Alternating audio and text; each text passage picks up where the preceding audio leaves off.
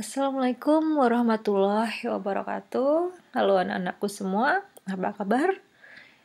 Insya Allah semuanya baik-baik saja ya. Semoga juga kalian masih tetap semangat belajar meskipun kita masih belajar dari rumah.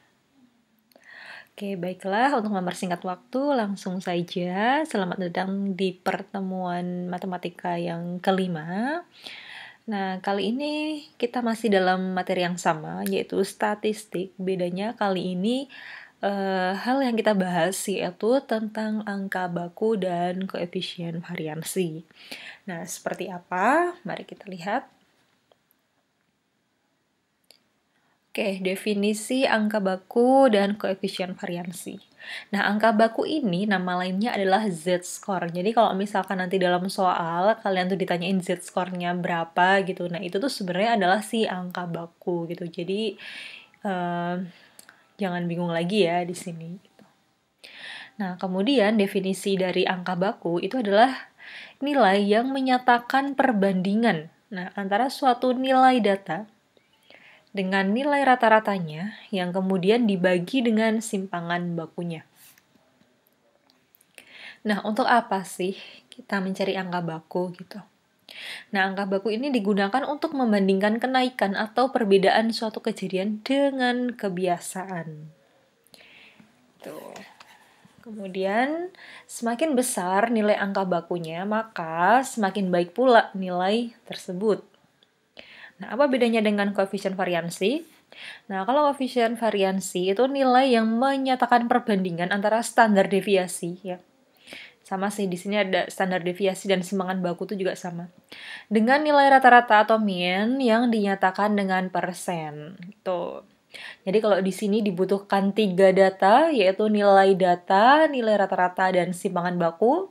Nah, kalau di koefisien variansi sendiri itu hanya butuh 2 data, yaitu standar deviasi atau simpangan baku, dengan nilai rata-rata. Nah, kemudian kalau koefisien variansi ini dia digunakan untuk mengetahui keseragaman dari rangkaian data gitu. Jadi seberapa beda sih data-data yang dikumpulkan tersebut, apakah terlalu jauh atau datanya di sekitar nilai itu gitu. Nah, kemudian kalau di angka baku tadi semakin besar nilainya maka semakin baik gitu kan. Nah, kalau di koefisien variansi ini semakin kecil nilai persentase koefisien variansi, nah maka data tersebut itu semakin seragam. Jadi ibaratnya sebuah penghasilan gitu ya. Jadi penghasilan dalam kompleks tersebut itu mereka memiliki penghasilan yang rata-rata sama gitu. Jadi itu yang disebut baik. Tapi kalau persentasenya besar itu misalkan jadi dalam suatu kompleks tersebut ada yang penghasilannya kecil sekali, misalkan dalam sebulan itu hanya 500.000 gitu. Tapi ada juga satu orang yang penghasilannya itu dalam satu bulan misalkan mencapai 500 juta. Nah, kan itu sangat jomplang sekali ya. Maka di situ dibilang tidak bagus, tidak seragam. Nah, kayak gitu. Oke. Sedangkan kalau di Z-score ini, jadi gini misalkan, misalkan rata-rata penghasilan di kampung tersebut itu adalah 5 juta gitu per bulan. Nah, kemudian si A gitu. Si A itu dia penghasilannya adalah 6 juta gitu atau 4 juta. Kan itu tidak meleset jauh dari si 5 juta itu ya. Nah, itu ada besar kemungkinan nanti ketika dihitung angka bakunya itu akan besar gitu. Bisa jadi lebih dari 10 atau berapa gitu. Nah, tapi kalau ketika kita menghitung nilai angka bakunya itu cuma 1 atau 2 gitu. Nah, bisa jadi nilai si penghasilan si A tadi misalkan adalah 500.000. Kan itu juga cukup jauh kalau dari 5 juta. Gitu yang secara gambarannya seperti itu.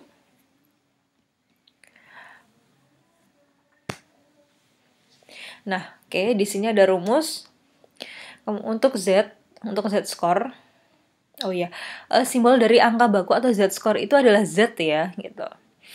Nah, rumusnya adalah suatu nilai dikurangi dengan nilai rata-rata dibagi dengan simpangan baku. Oke, Z itu adalah angka baku atau nilai standar atau Z-score-nya.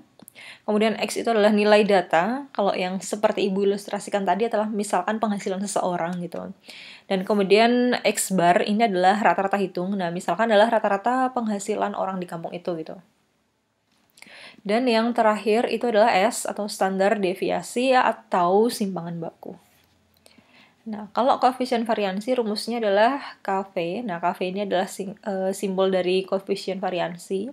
Nah, rumusnya adalah simpangan baku atau S per X bar dikalikan dengan 100%. Dengan keterangannya, KV itu koefisien variansi, S itu standar deviasi atau simpangan baku, dan X bar itu adalah rata-rata hitung. Oke, langsung saja kita masuk ke contoh soal supaya lebih mempermudah. Nah, dari hasil ulangan matematika di suatu kelas 12 PK diperoleh data rata-rata 74 dan simpangan bakunya itu 1,5. Tentukan angka baku dari Santi yang memperoleh nilai 80. Nah, untuk soal cerita lebih baik kita gunakan diketahui, ditanya, dan dijawab. Seperti itu ya. Oke, kita tulis dulu dari yang di sini diketahui 74 itu kan adalah nilai rata. Oke, jadi kita tuliskan rata-rata di sini sama dengan X bar yaitu 74. Kemudian setelah nilai rata-rata di sini diketahui simpangan baku 1,5. Oke, kita tuliskan simpangan baku atau S itu adalah 1,5. Tentukan angka baku dari Santi yang memperoleh nilai 80. Oke, berarti 80 di sini adalah nilai Santi yaitu X ya. 80. Yang ditanyakan angka bakunya berapa? Nah, jawabnya kita tulis rumusnya dulu, Z sama dengan X dikurangi X bar per S. Nah, kita masukkan angkanya, X-nya adalah 80.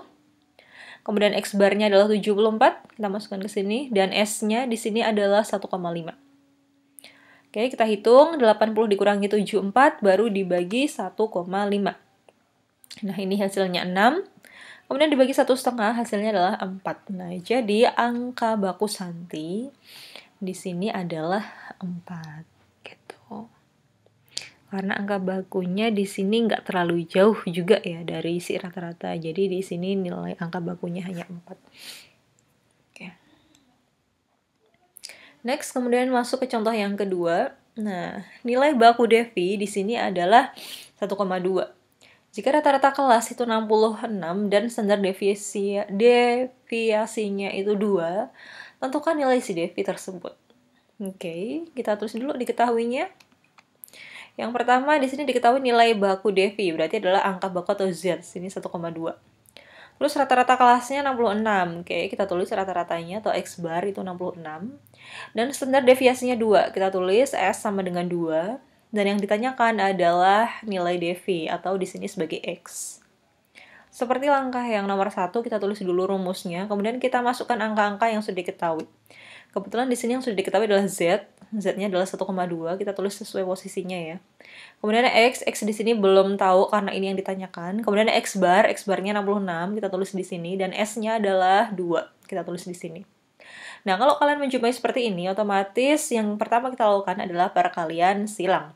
Nah, kita kalikan si 1,2 dengan si 2. Kemudian si X dikurangi 66 tetap berada di ruas kanan. Oke, kita hitung 1,2 dikalikan 2 yaitu 2,4. Oke, di sini tetap. Nah, setelah itu untuk mencari X otomatis kan adalah 2,4 ditambah 6,6. Oke. Jadi hasilnya adalah 68,4. Jadi nilai Devi di sini adalah 68,4. Oke, sangat kecil sekali dan di bawah nilai rata-rata ya, karena rata-ratanya 66. Dan di sini nilai bakunya hanya 1,2 sehingga ya di sini ternyata nilai Devi di bawah rata-rata. Oke, next lanjut ke nomor yang ketiga. Dina mendapatkan nilai PPKN itu 80 dan nilai matematika 55. Nah, rata-rata nilai kelas dan simpangan baku PPKN berturut-turut adalah 70 dan 8. Maksudnya adalah rata-rata nilai kelas itu 70, kemudian simpangan bakunya itu adalah 8. Sedangkan nilai rata-rata matematika dan simpangan baku matematika berturut-turut adalah 50 dan 25. Maksudnya adalah nilai rata-rata kelasnya 50 dan simpangan baku matematikanya adalah 2,5. Mana yang lebih baik, nilai matematika atau nilai PPKN? Oke, kita tulis diketahuinya dulu. Diketahui nilai PPKN-nya atau X1-nya itu 80, kalau nilai matematikanya adalah 55. Di sini kita misalkan X bar 1 dan X bar 2. Maaf, ini saya salah. Sorry. Ini salah ya. Oke, nggak pasti, kita lanjutin dulu aja. Maaf. Ini bukan... Ini yang X1 ya. Ini bukan X bar, tapi adalah X1. Dan yang ini adalah X2. Nah, kemudian yang di sini nilai rata-rata. Nah, ini baru yang X bar. Oke, gini. Nah, kemudian simpangan baku dari PPKN adalah 8 dan simpangan baku matematika adalah 2,5. Oke, kemudian ditanyakan mana yang lebih baik. Nah, karena yang tanya lebih baik, maka kita mencari Z score. Karena tadi untuk membandingkan mana yang lebih baik datanya itu kita pakai Z-score. Tapi kalau yang ditanya lebih seragam yang mana, nah itu kita pakainya adalah koefisien variansi. Oke, angka baku PPKN, masukkan rumusnya X min X bar. Oke, di sini X-nya adalah 80 dan X bar-nya adalah 70. S-nya adalah 8, seperti ini. 80 kurangi 70 itu 10, dibagi dengan 8, yaitu otomatis 1,25. Dan kemudian untuk matematika, seperti biasa kita masukkan ke rumusnya. X-nya di sini adalah 55, kemudian X bar-nya adalah 50. Kemudian S-nya di sini adalah 2,5. Nah, sehingga 55 dikurangi 50 yaitu 5 dibagi 2,5 jadinya adalah 2. Nah, seperti di penjelasan awal tadi, di mana bahwa untuk angka baku ketika dia nilainya semakin tinggi, angka bakunya semakin tinggi, otomatis nilainya adalah semakin baik. Nah, berarti di sini karena nilai baku si matematika itu 1,2, PPKN itu 1,25 dan matematika itu 2, otomatis kan PPKN-nya lebih kecil daripada matematika. Nah, maka di sini bisa dibilang bahwa nilai matematika ini lebih baik daripada PPKN. Gitu ya. Jadi biarpun di sini nilainya kalau misalkan secara kasat mata, secara kita lihat biasa gitu ya. Oh, 80 sama 55, ya otomatis bagusan 80 dong, kan pasti gitu mikirnya kan. Padahal nggak gitu. Kita juga harus melihat si nilai rata-rata sama si simpangan bakunya.